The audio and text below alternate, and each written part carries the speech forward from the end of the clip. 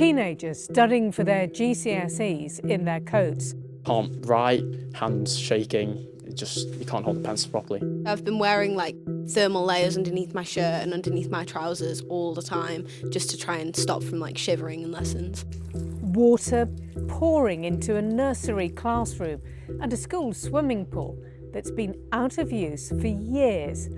I'm Branwen Jeffreys, the BBC's Education Editor, and they're just some of the issues I've come across as part of my investigation into decades-long deals in which private companies maintain and repair schools. They're called Private Finance Initiative, or PFI contracts. I've been looking into this for a couple of years now, hearing how one school had a contract so rigid it had to pay so its grass was cut to less than 2.5 centimetres. And in another city, how schools held back cash for fear the private company could walk away, leaving repairs unfinished. So if the term PFI makes you want to switch off, I get it. But here's why it matters.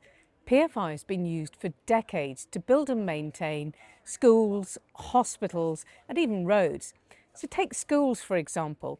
They pay into the contract for repairs to be done, and at the end they're meant to get back the buildings in a good condition. It's absolutely wonderful to be here and have a wonderful, wonderful future at this magnificent school. Under Tony Blair's Labour government, there was a boom in these PFI deals being signed. They were seen as a way of getting better hospital and school buildings without having to put up so much public money up front. By 2018, there were growing concerns about value for public money, and PFI was scrapped by the then Conservative government.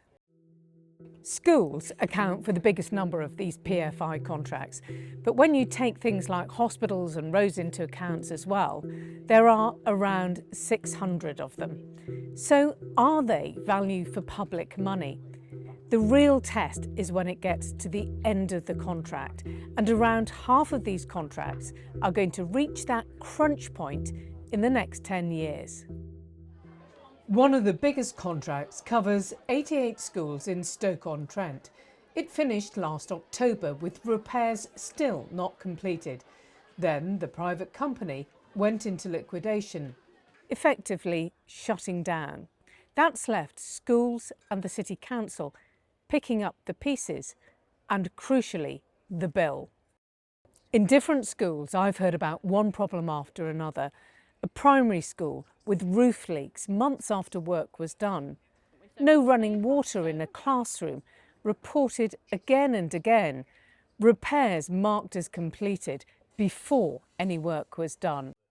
The swimming pool at Trentham Academy has been out of use since 2022. Local primary school children used to come and have their lessons here.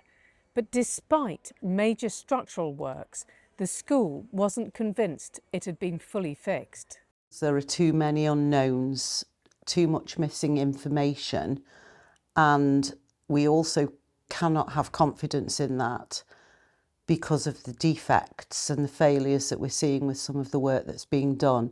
Some told me it became much harder to make sure things were fixed in the last year of the contract.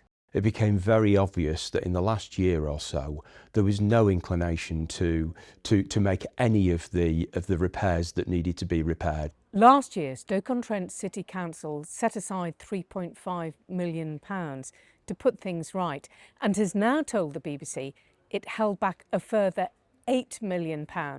But that still might not be enough.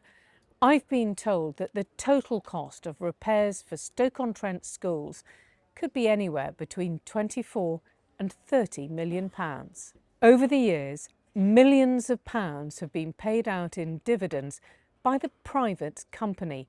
The chief executive of the City Council, John Rouse, told me they shouldn't have been left to pick up the pieces. We would have preferred if those profits had been spent on Stoke-on-Trent schools. Now, clearly, under a PFI, it is quite right that provider should be able to make a profit and extract dividends, but they should also face up to the responsibilities that they've taken on.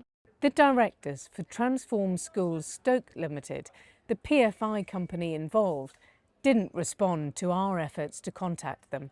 Behind them is an investment company, Innisfree, which told us the schools in Stoke-on-Trent were covered by a commercial contract. So why should you care about Stoke-on-Trent? The worry is that similar issues are going to play out as hundreds of other PFI contracts come to an end. They include vital public services in your communities. And this isn't just a legacy issue. The current government is looking at how private companies could be used to help build new NHS clinics. So, watch this space.